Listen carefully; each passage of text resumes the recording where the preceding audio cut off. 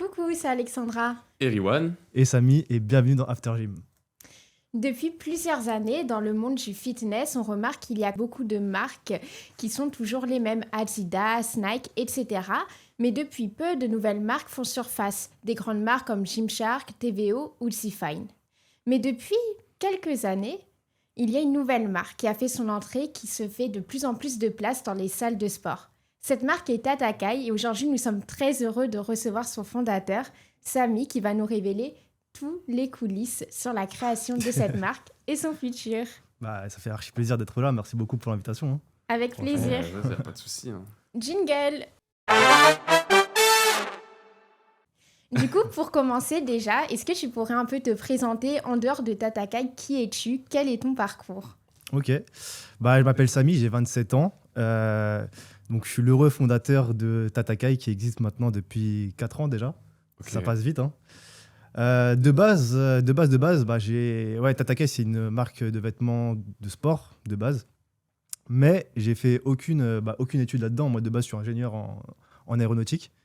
Et puis en vrai, ce qui est archi drôle, c'est que pendant mes études, justement, c'est là où ça a commencé, on va dire, Tatakai, parce que j'avoue que les cours, des fois, c'était un peu ennuyant. Et je commençais à dessiner sur mon cahier de cours. En final, je faisais des petits croquis de dessins, en fait, de textiles, de t-shirts, de maillots, etc. Et c'est comme ça que en fait, ça a pris. Parce qu'à l'ancienne, si vous voulez, on avait une petite équipe de street lifting vraiment locale. C'était une petite équipe de street workout de base. En fait, on était un groupe de potes qui s'entraînaient dans un parc de street. Et à chaque fois, on était vraiment un groupe. On était tout le temps, c'était les mêmes têtes qui apparaissaient. Et on s'est dit que en fait, pour fédérer ce groupe-là, on voulait vraiment avoir un petit t-shirt, un petit c'est comme dans toutes les petites assos. Et vraiment à l'image de ce qu'on voulait représenter donc, dans le street. Et on avait remarqué que justement dans le groupe, on parlait tout le temps de manga en fait. Mais vraiment que de manga. Genre, on arrivait, on parlait des épisodes sortis de la semaine et on s'entraînait. C'était vraiment la DA des entraînements.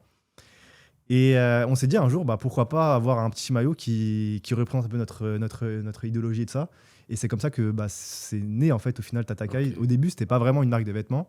C'était vraiment juste un maillot. Juste pour vous? Ouais, juste pour au nous. Début, ouais. Franchement, c'était juste pour nous. Je me rappelle très bien. On avait designé ça uniquement pour nous. Je crois qu'on a fait quoi? On a fait une dizaine de pièces, grand maximum. Quand même. Ouais, ça va, franchement. Après, c'était vraiment que pour notre équipe, entre guillemets.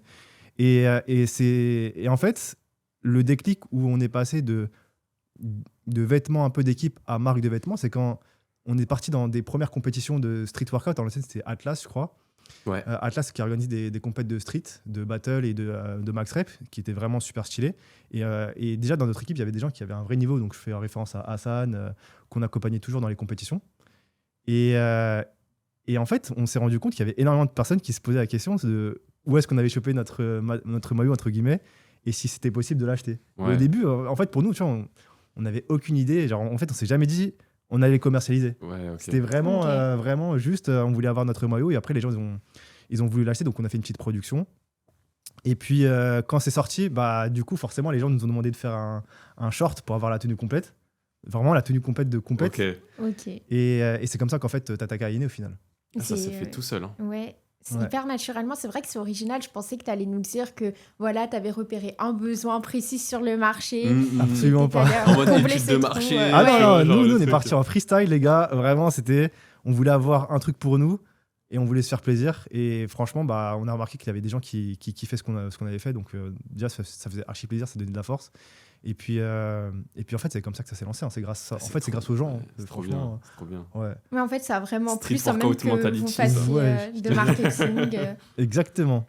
Et c'est vrai que ça a quand même un univers hyper particulier, tu vois. C'est à votre image, du coup.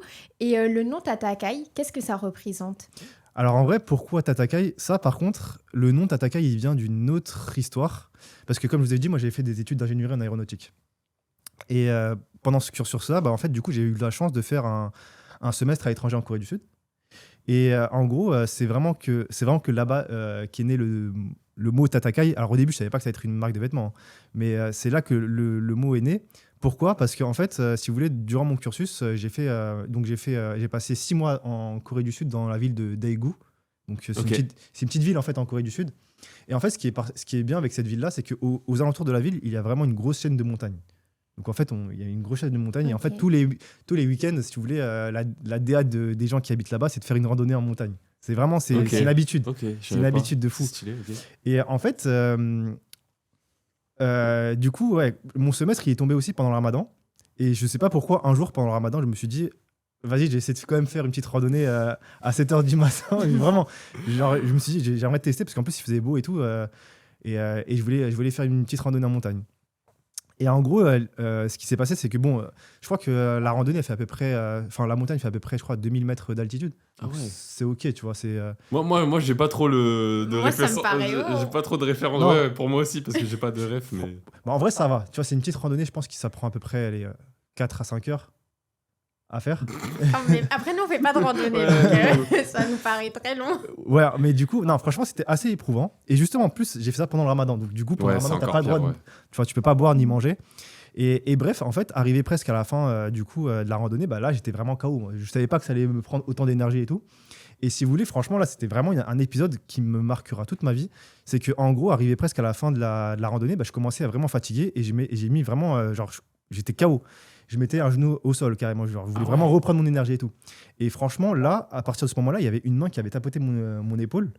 Et je vous jure, je m'en rappellerai toute ma vie. Et en fait, c'était un japonais, je pense qu'il avait entre 70 et 80 ans, qui disait tatakae, tatakae, tatakae.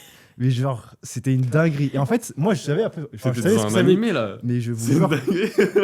En fait, c'est franchement, juste cet épisode-là, il me marquera toute ma vie. Et en fait, moi, je savais ce que ça voulait dire parce que je regarde beaucoup d'animés et tout. Et c'est comme ça qu'en fait, juste le mot tatakae, il est resté dans ma tête, en fait. Il est resté dans ma tête. Je savais pas que j'allais faire une marque de vêtements. Je savais pas que j'allais faire quoi que ce soit. Mais du coup, à partir de ce moment-là, c'était ancré dans ma tête. Et bon, après, j'ai terminé la randonnée avec lui quand même. Et c'était archi marrant parce que même arrivé au sommet, il m'avait proposé de manger avec lui, mais je pouvais pas parce que c'était pas encore l'heure de manger. Oui. Il avait vraiment son petit sac à dos et il avait tout ce qu'il fallait, genre un petit goûter et tout. Et genre, et ouais, non, j'ai partagé ce petit moment avec lui. C'était super drôle. Après, on n'arrivait pas à parler ensemble parce que bon, lui, il parlait pas anglais, je parlais pas japonais. Et c'est comme ça qu'en fait, juste le nom Tatakai, c'est resté. Après, bon, pour là où on a voulu officialiser la chose avec l'équipe de Street, c'est parce que j'ai proposé justement ce nom aux autres et ça paraissait, ça sonnait bien. Donc c'est comme ça que. Ouais. Franchement, ouais, c'est lourd de fou, hein. Je pensais pas une histoire aussi. Ouais, non, vraiment, c'était. Le storytelling, il est magnifique. Non, ouais, franchement de fou. Je vous jure, les gars, quand ça arrivait, c'était une dinguerie. Franchement, je suis très content d'être passé par là et tout, mais c'est comme ça que, en gros, que le nom Tatakai est né et que la marque de vêtements est née. C'est une belle histoire, tout naturel en fait. L'histoire est belle. Mais du coup, tu l'as dit toi-même, en fait, c'est un peu avec tes potes que vous avez commencé à concevoir ça. Et à un moment, on a commencé à vous demander un peu si le grand public, en fait, pouvait accéder à ces collections-là. Et comment vous avez structuré tout ça? Comment vous avez structuré vos rôles, tu vois? Alors, franchement, c'est une bonne question. En soi, au début, en fait, j'avoue que la première année, il n'y avait pas vraiment de structure. Normal, en vrai. Franchement, il n'y avait pas vraiment de structure. C'est uniquement, OK, on a envie de faire des trucs. On le fait et puis on se débrouille, tu vois. C'était vraiment, on n'avait aucune expérience, on a pris tout sur YouTube ou sur Google, enfin, il y a vraiment tout sur Internet. Et au fur et à mesure qu'on faisait des vêtements, forcément on gagnait en expérience et c'était là où on arrivait un peu à automatiser un peu tout le process de production, de démarchage aussi des fournisseurs, de la logistique aussi avec la livraison fournisseur jusqu'en France. Donc c'est comme ça que ça s'est fait en fait. Okay. Mais pour le coup, la première année c'était vraiment du freestyle. Pour moi, je pense que la première année, c'était pas vraiment une année où on a voulu lancer entre guillemets la marque. C'était vraiment uniquement lancer des trucs qui nous plaisaient. Ouais, pour vous, quoi. Ouais, voilà, c'est ça, exactement. Okay. Mais c'était un peu pour s'amuser. Exactement. Ouais, c'était non, franchement, c'était marrant quand même. C'était il y a 4 ans. Je voulais savoir, est-ce que donc tu vois, en vrai, c'est compliqué par rapport aux designers, fournisseurs, tout ça. Est-ce que t'avais pas envie d'arrêter la marque comme ça, genre ça te saoulait ou ça te prenait trop de temps par rapport à ta vie? Enfin, comment tu faisais déjà pour mixer ta vie perso, la marque, et est-ce que tu avais envie d'arrêter en fait? En plus, pardon, mais t'étais salarié en même moment, donc. Je le suis encore. Hein. Quel courage. Ah ouais. Ah ouais. Parce qu'en vrai de vrai, c'est vrai que c'est en fait pour moi en fait Tatakai c'est vraiment un projet passion de base. Donc, effectivement, là, aujourd'hui, on a bien grandi et tout. Mais c'est vrai qu'au début, c'était archi compliqué. Mais en fait, vu que c'était un nouveau projet, tu te dis, ah ouais, j'ai trop envie de découvrir plein de choses. Et en fait, on se rend compte que, en fait, dans une marque de vêtements, il y a énormément de domaines qu'on sous-estime et qui est plutôt chronophage, effectivement. Mais aujourd'hui, avec le temps, c'est vrai que, et aussi grâce aux nouvelles technologies, on a réussi à automatiser vraiment pas mal de choses. Donc, en l'occurrence, par exemple, aujourd'hui, à l'ancienne, tu sais, c'était moi qui expédiais les colis vers les clients. Donc, c'était genre tous les soirs, je me rappelle, j'ai emballé les colis et tout. Et le lendemain, je partais à la poste. Et ouais, franchement, c'était ça au début. Et aujourd'hui, en vrai, on n'a plus de. Enfin, moi, je m'occupe plus de ça. On a vraiment un logisticien, un prestataire qui s'occupe essentiellement d'expédier les commandes. Et ouais, en vrai, chaque branche comme ça de la marque de vêtements, ça a été automatisé au final. En fait, moi, ce que je m'occupe uniquement de la partie design qui me plaît de fou parce que j'adore faire des vêtements. Et de la partie communication aussi parce que j'avoue que c'est stylé de faire des petits montages ou des petits réels sympas pour un peu hyper les gens et tout. Donc ça me passionne aussi. Donc ouais, après, à part ça, tout était automatisé. Genre, je m'occupe donc en fait, le plus dur, c'était au début. Exactement. C'était vraiment... Pour moi, franchement, de toute façon, en vrai, j'ai envie de te dire que le plus dur dans tous les projets... C'est de se lancer. Alors déjà, c'est de se lancer, mais aussi de tenir sur 2 ans. Parce qu'en fait, sur les 2 premières années, tu apprends tellement de choses. En fait, tu apprends tellement de choses et tu te rends compte qu'en apprenant des choses, il y a encore plein de choses à apprendre. Et en fait, c'est pour ça que je me dis qu'en fait, les 2 premières années, heureusement, quand nous, on a eu de la chance, on a eu énormément de soutien de la part de la communauté du street dès le début. Parce qu'en fait, comme je disais, c'était pas une initiative qu'on a voulu lancer pour vendre des vêtements. Au final, ça s'est vraiment fait tout seul. Et c'est pour ça que le temps est passé archi vite. Et entre-temps, on a appris pas mal de choses. Et ouais, c'est vrai que les 2 premières années, c'était assez compliqué. Au final, ça a bien évolué. Hein. Moi, je vois, c'est incroyable. Ouais. Incroyable.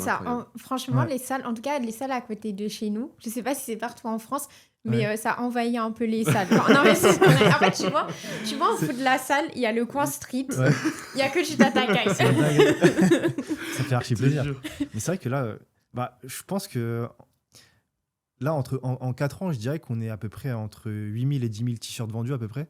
Donc, ce qui fait que, effectivement, dans le milieu du street en tout cas, qui est très petit, c'est sûr qu'il y a des gens qui portent du Tatakai qui font du street. Et, si vous en croisez dans les salles de sport et qui pratiquent du street, c'est presque sûr que... C'est presque sûr, ouais. Tu vois. Mais franchement, ça fait archi plaisir. Moi, je me rappellerai toute ma vie quand mon père, il rentrait à la maison, parce qu'en fait, lui, il est chauffeur de taxi de base. Et il croise des gens, forcément en voiture, il croise des gens dans la rue et tout. Et à un moment, il me disait, j'ai vu des gens avec ta marque et tout. Et ça m'a fait trop plaisir. Ah ouais, stylé de fou. C'est trop plaisir. Purée. Et même ma tante qui est à Biarritz a croisé des gens. Je te jure. C'était trop marrant. C'est incroyable. Ouais, ça doit faire plaisir. Ouais, je te jure, ça fait trop plaisir. Tu sais, c'est différent que juste voir un chiffre d'affaires, en fait. Là, c'est dans la vraie vie, c'est pas juste des chiffres. Non, franchement, c'est...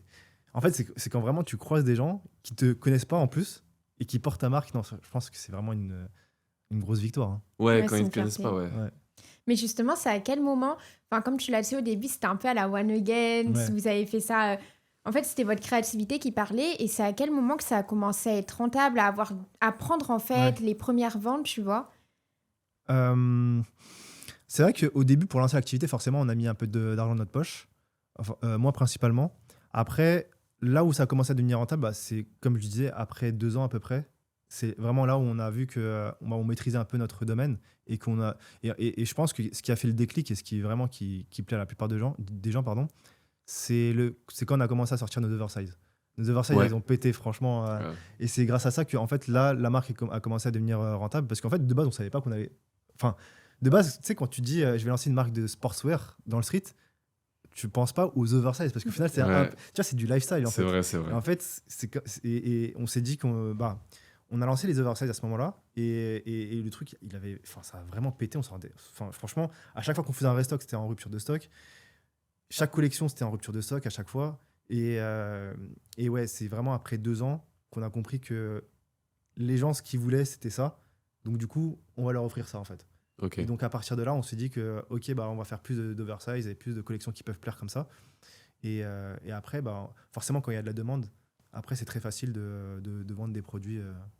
Et du coup, là, le but, c'est de... Enfin, votre but, c'est de continuer dans cette voie-là ou de encore plus développer de nouvelles choses pour voir si ça peut péter encore plus? C'est-à-dire? Genre, par exemple, là, ce que t'as. Ouais. Là, c'est... Ça Ouais. Ok. Vous vous êtes dit, on va essayer un nouveau truc pour voir si ça plaît aux gens. Ouais. Ou vous vous êtes dit... est-ce que vous avez hésité entre ça et Ok. vous dire on va continuer juste les oversize, peut-être avec des Ouais. designs un peu différents, mais genre continuer dans cette DA, parce Mm. que ça marche, et puis en vrai, voilà quoi. Bah, tu vois, les oversize, ça fonctionne, mais effectivement, on n'a pas envie de faire que ça, tu vois. Ouais, Franchement, même d'un point de vue créatif, enfin, je veux dire, c'est très facile de faire des oversize, enfin, très facile entre guillemets, parce qu'il y a quand même une direction artistique sur le design. Mais en vrai, de vrai, tu sais, le produit en lui-même, le t-shirt, c'est assez facile. Mm. Quand tu connais le sizing, quand tu connais les matériaux, franchement, c'est très facile d'en faire. C'est juste qu'il y a juste, entre guillemets, le design qui change. ouais. Mais en vrai, de vrai, ce qui stimule, c'est vraiment quand tu te lances des nouveaux projets complètement différents. Enfin, pour moi, en tout cas, ça me Ouais, de A à Z, quoi, parce que... Exactement. ouais. Quand c'est vraiment, bah, par exemple, j'avais fait une série il y a pas longtemps sur les polaires, sur la polaire et sur la veste F1, parce que je voulais vraiment tester un nouveau produit, mais pas parce que, enfin, pas forcément parce que je savais que ça allait plaire à des gens, c'était uniquement pour me lancer dans cette aventure-là et de tester bah, une nouvelle démarche avec Ouais, pour le les kiff, quoi. fournisseurs. Ouais, exactement. Incroyable. Et après, en vrai de vrai, c'est même comme ça que tu apprends encore plus sur l'univers du textile, hein. Franchement, j'ai appris énormément de choses. Mais ouais, en vrai de vrai, je pense que pour répondre à ta question, c'est principalement pour le kiff, hein, on va pas se Ouais, mentir, ouais, hein. voilà, ouais, c'est pour Moi, le kiff. s'il y a un projet qui me fait kiffer, là en l'occurrence, cette collection-là, c'était parce qu'on avait fait on voulait faire un maillot, si tu veux, représentant un peu la vibe Ice Shield 21. Ice Shield 21, c'est un manga de football américain. J'ai pas regardé. Et archi stylé, franchement, c'est Ok. l'un des top 3, donc franchement, si t'as Ah l'occasion, ouais, regarde. Ouais, ok, ouais. ok. Et du coup, en fait, on s'est dit qu'on voulait, pour l'été, parce que franchement, il est archi respirant, préparer une petite collection comme ça, tu sais, de maillots, parce que les oversize, en vrai, pour l'été, ils sont archi lourds. Donc, en fait, t'as bien chaud avec, Ouais, tu vois. je l'ai senti, moi. Ouais, j'ai chaud. Et du coup, ouais, en fait, on s'est dit que pour l'été, pourquoi pas faire un nouveau maillot. Et c'est avec la DA d'Achille 21, c'est comme ça que ça s'est fait. Ok. Est-ce Donc, que c'est aussi pour toucher un peu plus de gens, le fait de faire d'autres choses, Mm. ou c'est vraiment juste pour le kiff? Franchement, c'est que pour le kiff. Ah ouais, Je te incroyable. Franchement, c'est Incroyable. que pour le kiff. Honnêtement, franchement, en fait, c'est vraiment. Les marques de vêtements, c'est un projet créatif, tu vois. Mhm. Ouais, Et nous, justement, le point fort qu'on a, c'est on peut jouer avec l'univers manga et tout. Donc, en fait, quand je vois un truc manga qui m'intéresse ou qui m'inspire, bah, j'ai vraiment envie de faire un truc créatif autour de ça, tu vois. ok. Et non, franchement, c'est que pour le kiff. Ouais, franchement, c'est lourd de fou. Merci. Mm. Quand même, ça fait plaisir. Mais moi, j'avais une question parce que tu as dit que vous avez investi au départ. Ouais. Et en fait, ma question va en regrouper plusieurs. Déjà, Tatakai, moi, j'ai un t-shirt que Riwan m'a offert. Ah, vraiment. Et mon père, tu sais, il fait très attention à la qualité des choses et tout. Et quand il a lavé, il m'a dit ça, c'est vraiment hyper quali. Enfin, ça se voit. Et c'est vrai, tu sais, le tissu, il est épais et tout. Tu sens que c'est pas du tému, Ouais. quoi. Mais ma mère, elle a dit c'est quali de ouf. Ouais, c'est Ça veut hyper dire quali. quand elle repasse Ouais, les vraiment. Ouais, c'est Vraiment. archi pratique. C'est hyper quali. Et du coup, ma question, elle va en regrouper plusieurs. C'est que vous avez quand même fait le choix de miser sur la qualité. Mm. Du coup, comment ça se traduit? Déjà, si une personne veut lancer une marque, c'est quoi l'investissement de départ? Une échelle, tu n'es pas obligé de donner l'investissement précis. Et ensuite, comment ça se traduit dans le choix de vos fournisseurs? Comment concrètement vous allez sélectionner un fournisseur par rapport à ça? Alors en vrai, déjà pour la question sur l'investissement, en vrai de vrai, aujourd'hui, on peut très bien lancer une marque à partir de zéro. Nous, on a voulu investir directement sur une production, ce qui est peut-être pas forcément la meilleure idée, hein, mais vu qu'on avait déjà des gens qui ont demandé nos maillots, tu sais, c'est pour ça qu'on avait lancé la production directe. Mais en vrai de vrai, aujourd'hui, tu peux très bien faire des précommandes et avec l'argent récolté, tu peux très bien lancer la production sans vraiment perdre d'argent. Donc ça peut être une solution. Donc en vrai de vrai, c'est du cas par cas, je dirais, et en fonction des différentes cartes que tu as, tu vois. Donc, tu peux lancer une marque à partir de zéro. Ok. Et dans notre cas, je crois que je me rappelle, du coup, pour répondre à ta question, pendant mes études, moi, si tu veux, tous les samedis, je travaillais à Noroto en tant que monteur pneumatique à l'ancienne pour payer mes études de base. Et en fait, c'est comme ça que j'avais aussi ramassé un petit peu d'argent de côté pour justement lancer la première production de maillots. Je crois qu'on avait lancé une production de 200 maillots, 100 en noir et 100 en blanc, je crois, de mémoire. Ce qui était à peu près l'équivalent de 4 500 €, un truc comme ça. Ok. Ok. Ouais, non, franchement, franchement, avec du recul, c'était peut-être pas la meilleure idée. Mm. Parce qu'en vrai, si on n'avait pas l'appui de la communauté, je pense que ça aurait été chaud, tu vois. Mais en l'occurrence, voilà, nous, on a commencé comme ça. Après, bon, avec des précommandes et du print on demand, tu peux très bien partir de zéro. Et pour ce qui est de la question sur la qualité, en fait, comment est-ce qu'on fonctionne, c'est nous, ce qu'on veut faire, c'est avant de sortir de lancer une grosse production, on est obligé de commander des échantillons pour tester la qualité. Ouais. Et je peux vous dire qu'on en a commandé pas mal des échantillons. Ah ouais, Franchement, c'est ce que j'allais demander. Est-ce qu'il y a eu des fails, Ok. Bien sûr. Ok. Franchement, et ça on l'a jamais montré, tu vois. Mais en vrai de vrai, il y en a beaucoup. Surtout pour la toute première version des maillots, je crois qu'on a dû commander au moins, 4 échantillons différents.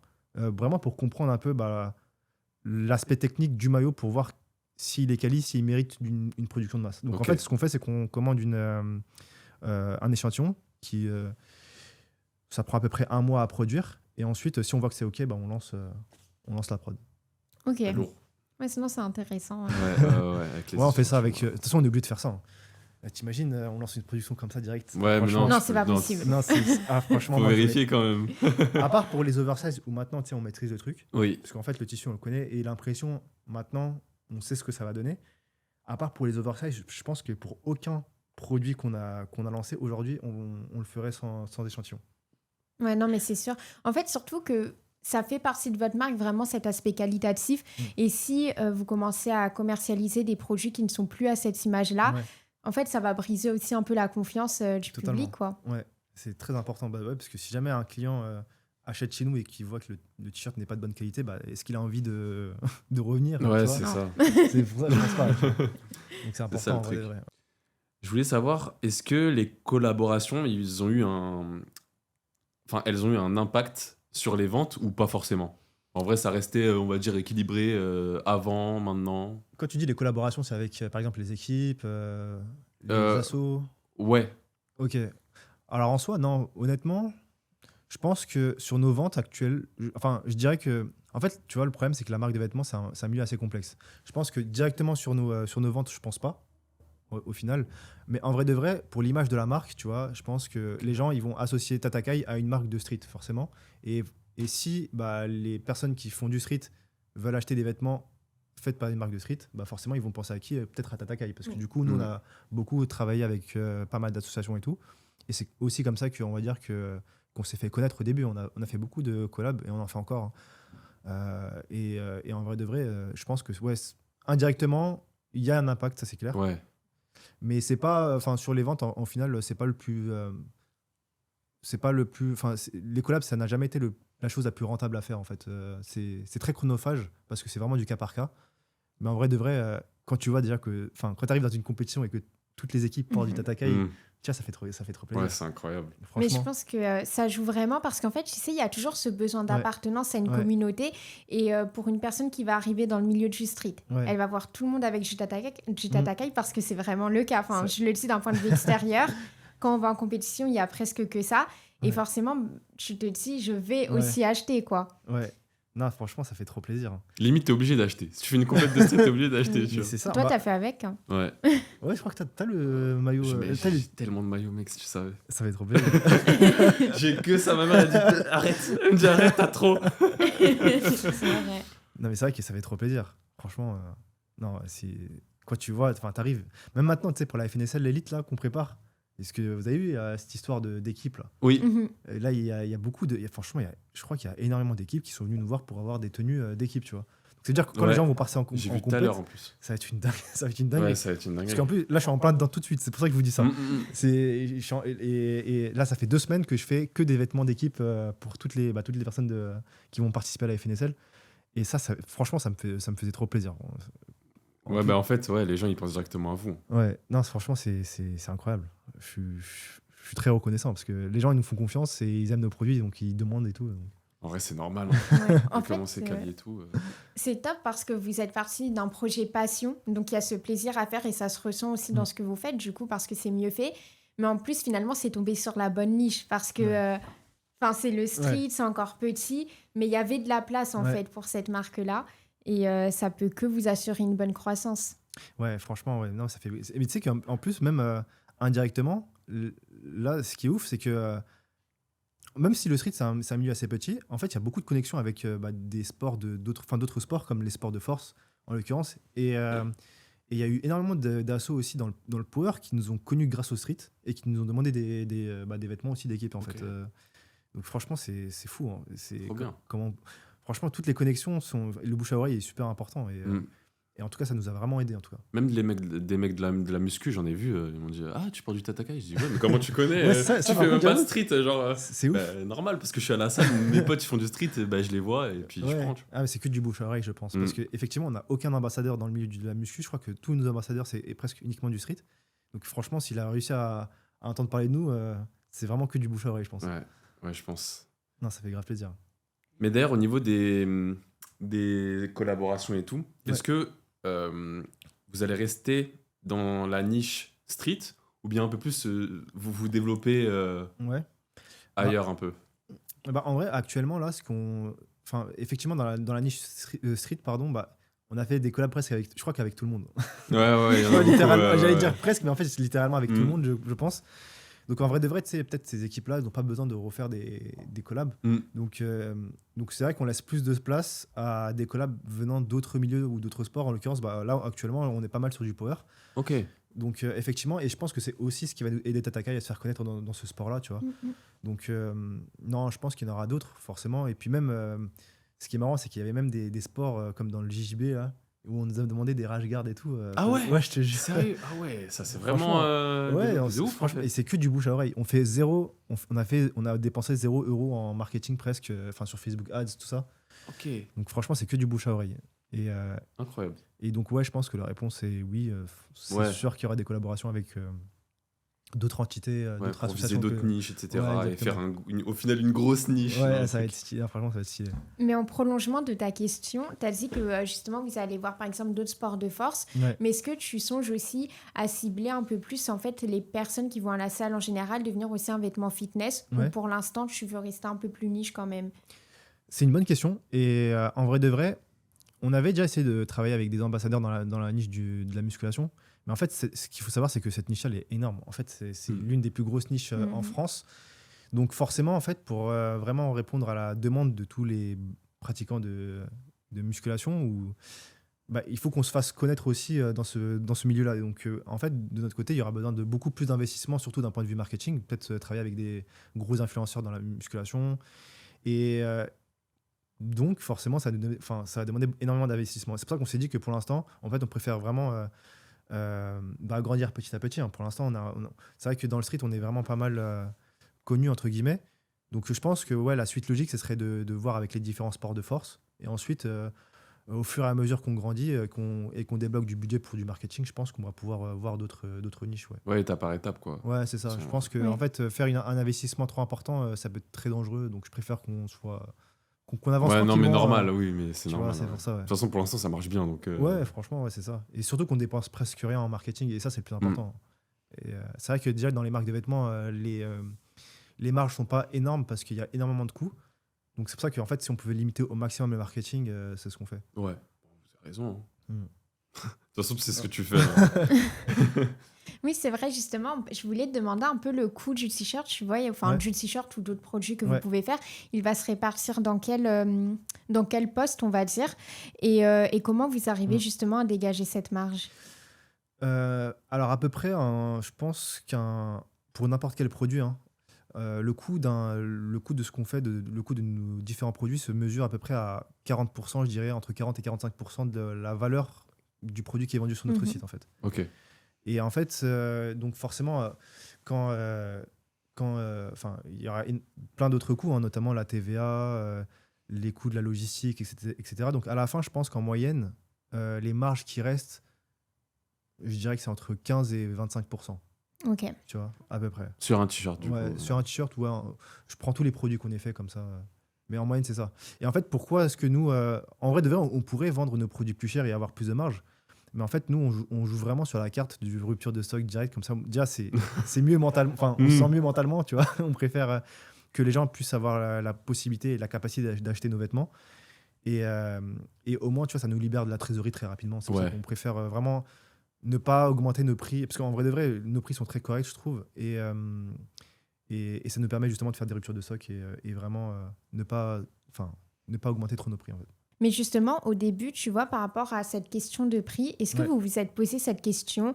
Est-ce qu'on va aller chez des fournisseurs où il y aura une qualité moindre, mais on pourra avoir des produits encore plus accessibles, même si là, ça l'est déjà, hein. mais vraiment, tu vois, des prix cassés, type ce qu'on peut voir chez Ouais. des gens comme Shein, Ouais. ou alors privilégier la Ouais. qualité, mais Mm. vendre à des prix plus hauts. Comment vous avez tranché? Bah, en fait, nous je pense que le pilier, c'est quand même la qualité. On veut vraiment avoir une bonne qualité sur tous nos produits, je pense. Même pour nous, hein, en tant que personne, quand on veut porter nos vêtements, tu vois, Ouais. on veut vraiment que la qualité soit au max, tu vois. Donc ça va vraiment être je pense que la priorité numéro 1. Après, euh, comment est-ce qu'on fixe nos prix? Pour le coup, en fait, on essaye de... Forcément, on voit ce qui se fait dans le monde, Mm. dans les d'autres marques aussi, et on essaye de pas trop, enfin, de pas vendre à des prix trop exorbitants, parce que il faut vraiment, enfin, il faut rester un minimum raisonnable, en fait. Mhm. Et pour l'instant, tu vois, ça marche très bien parce que finalement, on fait pas mal de ruptures sur toutes nos collections. Donc, on s'est dit qu'on va rester sur cette théorie-là. Mais effectivement, s'il n'y a pas de rupture de stock, là, ça peut nous mettre un peu plus mal. Mais pour l'instant, ça va. Franchement, vu que ça part assez vite, c'est le plus important. Et si ça marche et que ça part très, très, très rapidement sur nos ruptures de stock, on va continuer comme ça. Est-ce que vous avez pensé à faire des habits c'est un peu bizarre ce que je vais dire, mais de un peu moins bonne qualité Ouais, pour en vendre plein? ok. La question elle est bizarre, mais Ouais, je vois ce que tu veux dire. En gros, comme ça, les gens qui ont peut-être pas les moyens, tu Ouais. vois, ils prennent un truc moins cher. Genre, en gros, tu veux en fait faire un vêtement un peu d'une qualité un peu plus moindre. Ouais, voilà, en gros, c'est ça. Et le prix serait un peu plus Un moindre. peu plus bas de gamme, ok. du coup. Non. Non. Non, franchement, voilà, exactement. Ok. Franchement, non, j'aurais du mal à faire ça parce que là, en fait, et ça dépend aussi avec les fournisseurs avec qui on travaille, mais là, avec les différents fournisseurs qu'on a, c'est-à-dire la quasi-totalité, on va dire, bah, franchement, eux, ils savent que nous, on attend De la qualité. Ouais, voilà, c'est ça. En fait, on veut vraiment pas avoir de problème en post, après les ventes. Ouais, Le juste, service après-vente, on veut pas avoir ça du tout. Donc, franchement, si on peut avoir le vêtement le plus quali Ouais, le possible, plus tu vois, de c'est plus pour en ça que- plus, en fait, évoluer, quoi. Ouais, c'est ça, exactement. Ok, bah vous avez raison. C'est mieux. Non, c'est important quand même.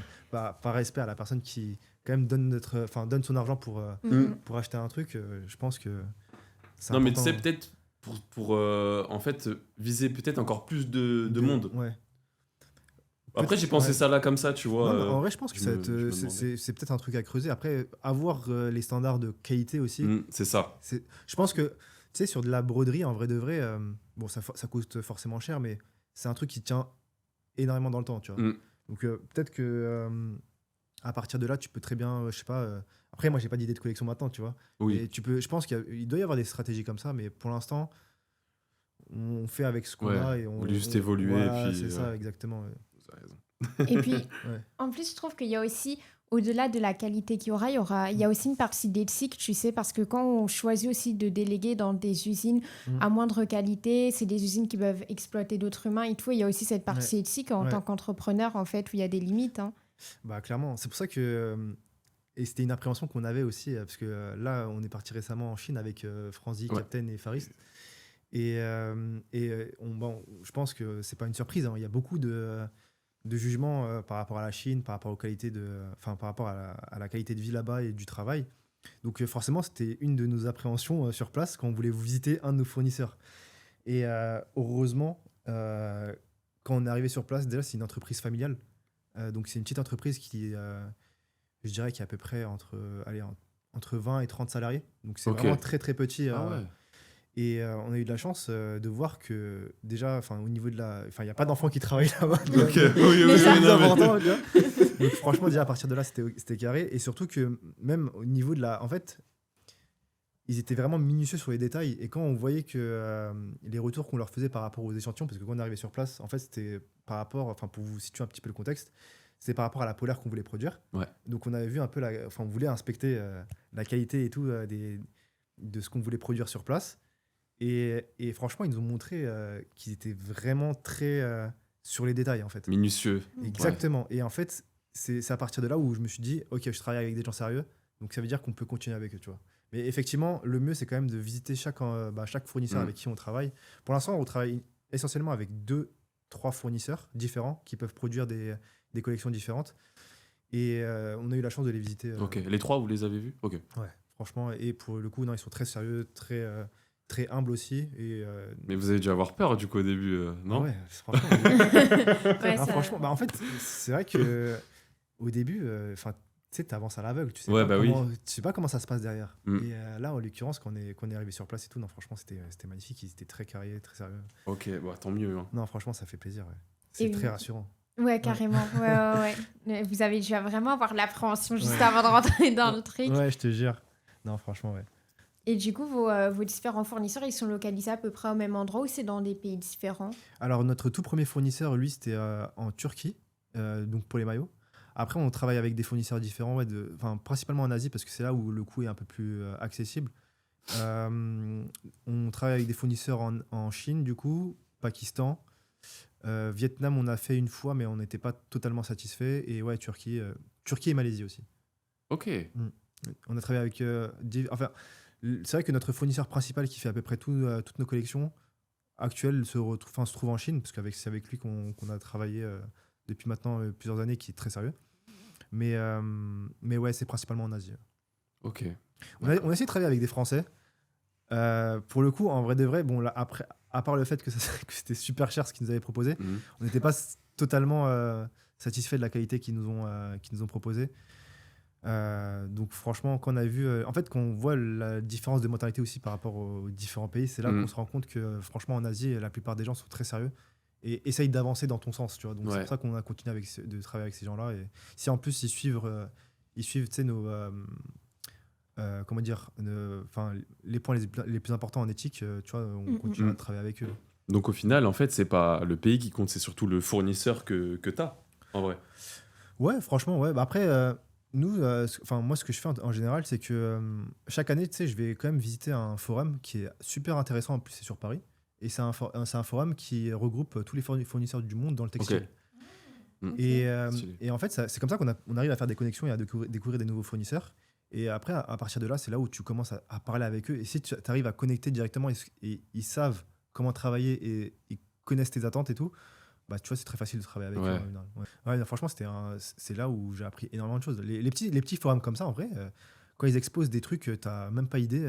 Genre, moi, j'avais appris pas mal de choses, tu sais, sur les... vous voyez les vestes classiques de sportswear quand tu fermes avec un zip. Ouais, carrément. Il y a énormément de zips différents.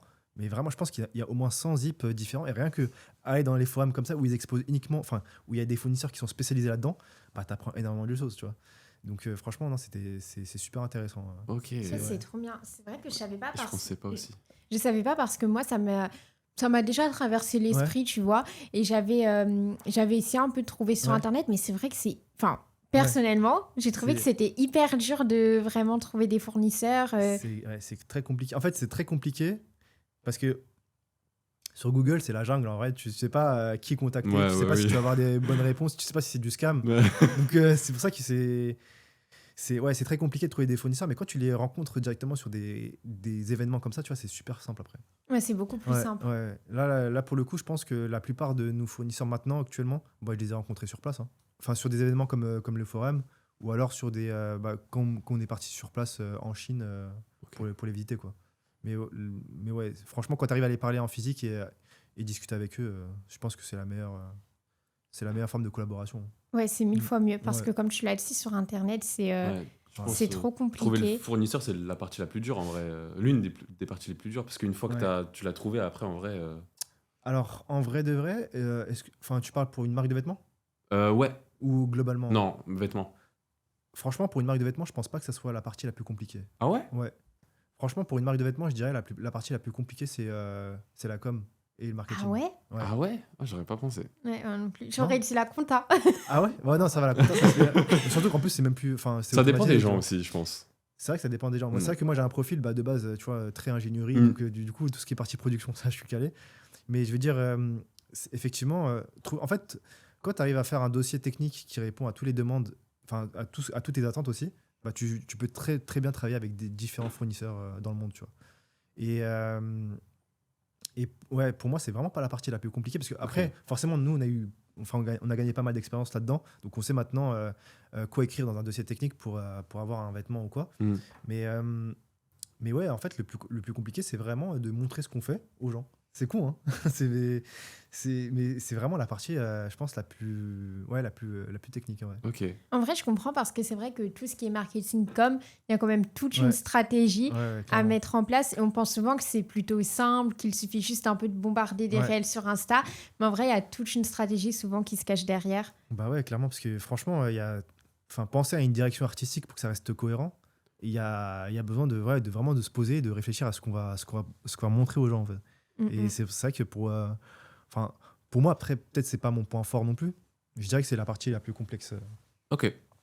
Ouais, Ok. je comprends parce qu'en plus, faut vraiment cadrer les directions en fait. Ouais. C'est que parfois on peut avoir l'inspiration pour faire quelque chose, pour poster tel contenu, mais finalement, est-ce que ça répond vraiment aux besoins du Ouais, c'est produit ça. pour vendre ce produit-là en Ouais. particulier, aux besoins de la marque? Exactement, ouais. Et moi, j'avais une question. Enfin, du coup, maintenant, est-ce que vous avez chacun un rôle ou c'est comme au début, c'est un peu en mode on fait ce qu'on veut faire quand lui veut faire ça, il fait ça. Bah, en vrai, pour l'instant, maintenant, c'est vrai qu'au début, on était pas mal, mais vu qu'on voulait vraiment restructurer pour avoir un cadre quand même assez sérieux, et c'est vrai qu'entre le moment où on a lancé la marque et maintenant, il y a énormément de personnes qui ont un peu délaissé les projets Ok. parce que bon, forcément, ils ne pouvaient pas vraiment s'y investir. Donc aujourd'hui, techniquement, on est principalement deux à s'investir dans la marque, donc moi et Faris. Ok. Faris, lui, il s'occupe vraiment de la partie un peu. Ouais, il s'occupe aussi, il s'occupe vraiment pas de la partie shooting, com, Ok. marketing et vraiment toute la partie vidéographie, on va dire. Et moi, bah, vu que j'adore vraiment faire des vêtements, je reste dans la partie design Ok. et un peu communication quand même. Mais sinon, parce que ouais, tout le reste, ça a été sous-traité, donc au final, En fait, toi, t'es plus derrière. ouais, c'est Ouais. ça. Ok, je vois. Et justement, je sais pas du coup pour Faris, lui s'il est salarié, mais comment lui ou vous deux, enfin toi ou vous deux Ouais. plutôt, pouvez concilier un peu cette vie d'entrepreneur avec le salariat? Est-ce que ça fait pas trop parfois à gérer? En vrai, bah, après, ça dépend des gens. S'ils ont la capacité de travailler après leur journée de travail, je pense que moi, dans mon cas, en vrai, vu que c'est un. Enfin, pour moi, en fait, vu que Tatakai, c'est vraiment un jeu vidéo presque, j'ai envie de te dire, ça me dérange absolument pas C'est de un kiff, rentrer. quoi. Ouais, c'est ça, Mhm. tu vois. Et pour Faris aussi, en vrai, lui, il est passionné là-dedans. Donc, au final, c'est pas vraiment un problème. Bon, forcément, on a quand même un équilibre. On fait pas que de travailler. Mais ouais, le plus important, c'est vraiment de se fixer aussi des limites parce qu'après, on peut très bien travailler tous les jours, 24 heures sur 24. Mais est-ce que c'est ce qu'on veut faire? Tu vois, je pense pas. Mais ouais, franchement, ça a un cadre et un équilibre à avoir, je dirais. Ok. Ok, d'accord. Bah, ça va dépendre des gens aussi. Du coup. Ouais, Ouais. mais c'est vrai que quand on est passionné, c'est toujours plus simple plutôt que de faire Ouais. quelque chose Ouais. pour le faire. Ouais, franchement, ouais. En plus, même maintenant, on apprend tout le temps, toujours des nouvelles choses et c'est super Et intéressant. tu kiffes toujours comme avant. Ah ouais, de fou. En plus, encore plus maintenant parce qu'en fait, forcément, au tout début, ce qui était compliqué, et c'est le fait de lancer des productions avec peu de pièces. Mm. Quand tu lances une production avec peu de pièces, bah forcément, côté fournisseur, ils peuvent te dire, OK, on peut pas vraiment avoir une grosse liberté sur ce que tu veux faire. Donc, ils vont te dire, OK, cette partie-là, tu peux pas trop modifier, parce qu'en fait, forcément, ils ont besoin de faire des gros investissements de leur côté, soit dans le textile, soit sur, je sais pas, des impressions. Mais bref, du coup, au début, on était très limité sur ce qu'on voulait proposer aux fournisseurs. Et en fait, au fur et à mesure que la marque elle grandissait, forcément, il y avait plus de demandes. Et donc, du coup, plus de quantité qui était commandée auprès de nos fournisseurs. Et du coup, bah là, on pouvait faire vraiment littéralement ce qu'on voulait. Ok. Donc, en fait, c'était vraiment, franchement, c'est vraiment à partir de, ouais, je dirais, il y a 2 ans, 1 an et demi, où là, franchement, c'était le kiff total parce que on avait vraiment la carte blanche, en fait, sur ce qu'on voulait produire. Donc, du coup, on pouvait vraiment comment dire personnaliser tout ce qu'on voulait sur un vêtement en fonction de ce qu'on écrivait dans le dossier technique, par exemple. Ok. Donc ouais, je dirais que là, au niveau kiff, on était au max parce on pouvait faire ce qu'on voulait. Ouais, c'est trop bien. Ouais, je jure. Vous avez fait aussi des équipements au tout début, je crois, si je me rappelle. Ouais. Enfin, ceinture, Ouais. magnésie, tout Ouais, ça. à l'ancienne. Ouais. Est-ce que vous voulez relancer ce truc avec des ceintures, par exemple, de lest, des genouillères? Ouais, complètement. Ok. En fait, c'est vrai qu'en fait, pour moi, ça serait, je vais pas dire honteux, mais ça serait vraiment dommage qu'on ait lancé des équipements et qu'on n'ait pas fait de ceinture de lest. Ouais. Moi, je Tu me vois suis dit ça. Parce qu'en vrai de vrai, maintenant, tu vois, quand t'as la carte, quand t'arrives à bien faire un dossier technique, tu peux faire vraiment ce que tu veux. Et du coup, même niveau équipement, maintenant, je veux dire, je vais pas te spoil, mais on a déjà fait des échantillons sur des équipements sportifs, surtout dans le street lifting. Ok. Et ça s'est avéré vraiment concluant. Mais du coup, à partir de là, tu vois, ça nous donne envie de faire une ceinture de lest. Et ça, genre, ça sera obligé, ça va sortir. Et je pense Ok. que si on sort une ceinture de l'Est, je pense que les autres équipements vont Bah, revenir. ça va Aussi, suivre, ouais. quoi. Ouais, forcément, bah ouais, parce qu'il faut avoir le packaging complet, il faut être en full Tatakai. Bah ouais, trop bien. Tu Ouais, vois, moi, je non, me mais- suis dit, hein, parce que c'était au tout début. Ouais, Après, je me suis dit, mais. Parce que je me rappelle quand j'avais commencé, je me suis dit, pourquoi pas prendre une ceinture? ouais. Et c'était en rupture de stock. Je me suis dit, Ouais. ah merde. Ouais, c'est vrai qu'on a. En fait, C'était avant très longtemps. pourquoi est-ce qu'on a arrêté? Parce que de base, enfin, tu vois, c'est super facile de faire des équipements en vrai. Il n'y a pas besoin de. Enfin, je veux dire, le dossier technique, il est très très facile. Mais pour moi, enfin, nous, de base, Tatakai, c'était vraiment une marque de textile, tu vois. Ouais. Donc en fait, on voulait pas vraiment se personnaliser à fond là-dedans. Mais j'avoue que là, les gens, on a reçu pas mal de messages et j'avoue que si ça permettrait aux gens d'être en full Tatakai, franchement, bah, ça nous ferait plaisir. Bah encore ouais. plus, tu vois. Trop bien. Surtout qu'en plus, on les avait déjà sortis au début. Je crois que d'ailleurs, la ceinture de sécurité de squat, j'utilise encore. Franchement, elle est archi quali. Ouais, il y en a plein qui Ouais. l'utilisent. Hein. Franchement, non, il y a plein d'équipements comme ça qui sont vraiment validés au max. Il faudrait qu'on les ressorte, c'est vrai. Ouais. Franchement, moi, j'attends. Moi, j'ai juste un petit peu de mal avec les coups d'hier, je vais pas te mentir. Parce que je suis un puriste, Je tu vois. comprends. Je Ouais, comprends. tu vois, je suis juste comprends. un puriste du street. Je peux Mais comprendre. je pense que ouais, ça va ressortir. Ok, lourd. Mm. Full stiff? Du coup, Ouais, je pense, ok, ouais. ok, ok. Ouais, faut aussi. Ouais, parce que, en vrai, de vrai, c'est que on avait fait des genouillères à l'ancienne.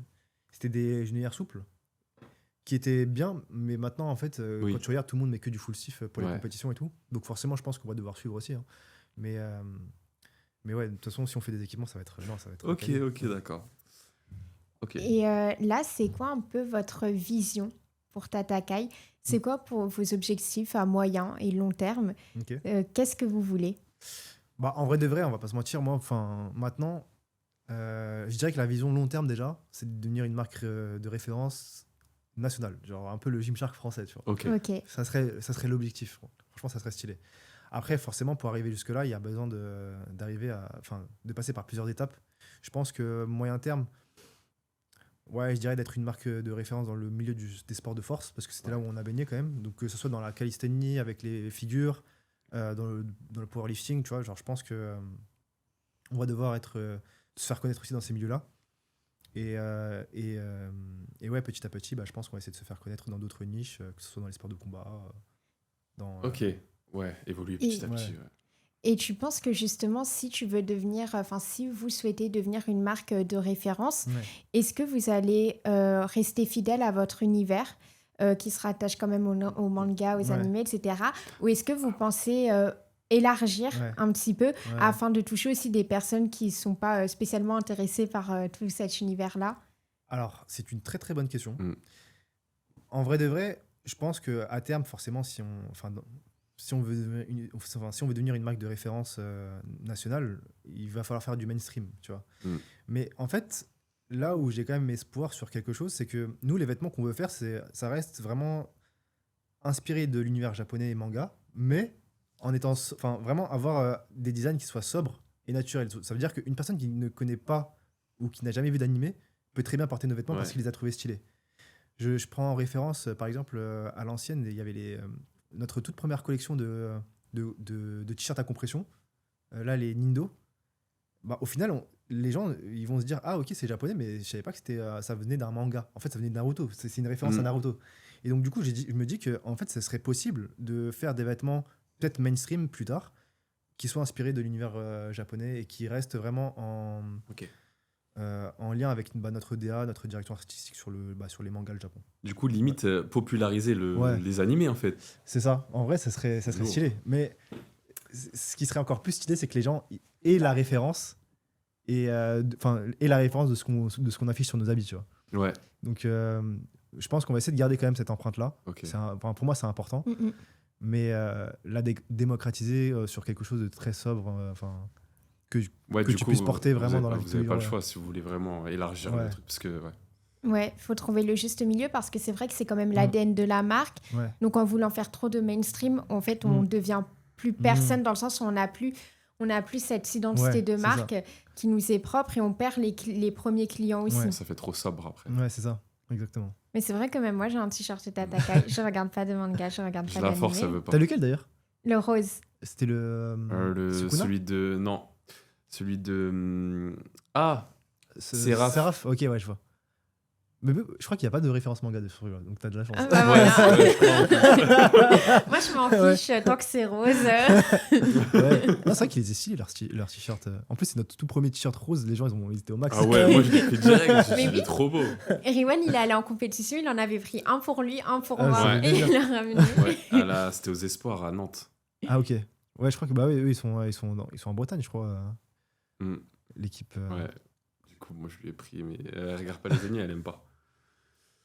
Ouais, chacun ses goûts. Ouais, Oui, chacun chacun ses ses goûts. goûts en vrai, chacun ses goûts. Chacun ses goûts.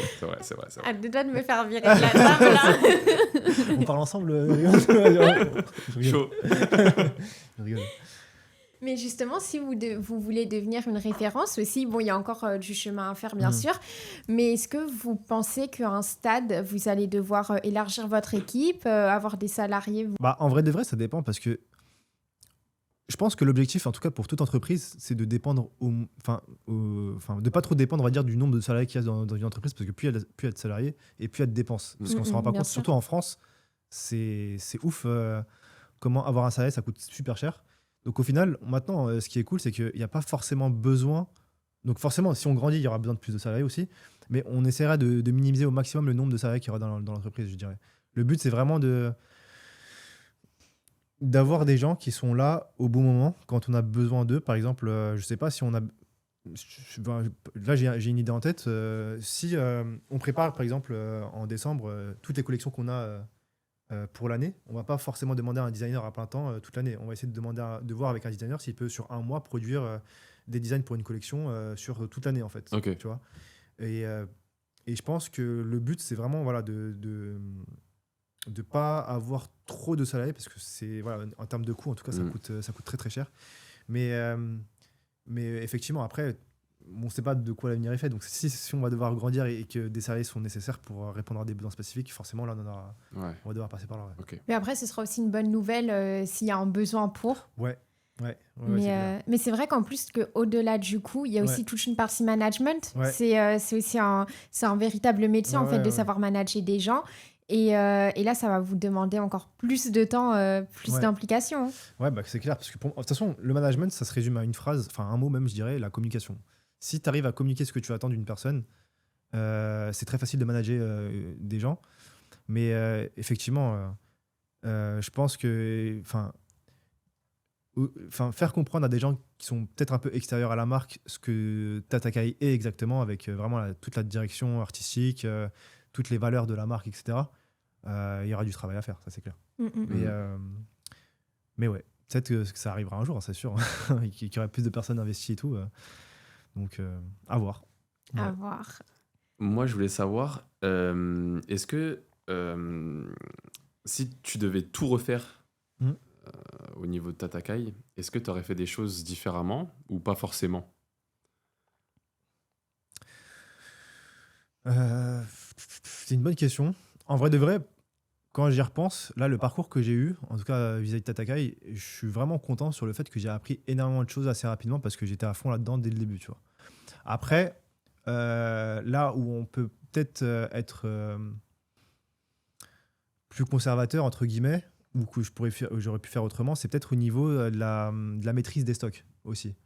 Parce que, effectivement, quand on fait des ruptures de stock assez rapidement, derrière, ça laisse un vide. Et ça peut, comment dire, les gens peuvent, entre guillemets, oublier que Tatakai est là sur une période de temps donné. Par exemple, si on ne fait pas de collection sur 3 mois, tu vois, les gens ils se dire mais où est-ce qu'ils sont Tatakai, tu vois. Donc en vrai de vrai, je me dis que le fait de bien gérer les stocks, les restocks, les nouvelles collections, ça serait un point que j'améliorerais depuis. Si je devrais recommencer Tatakai à zéro, tu vois. Mais sinon, en vrai, à part ça, je pense que non, pour l'instant, toutes les expériences que j'ai eues, c'était vraiment c'est que du 10 sur 10, tu vois. Ok, ouais, trop bien alors. Honnêtement, je te jure. Ok.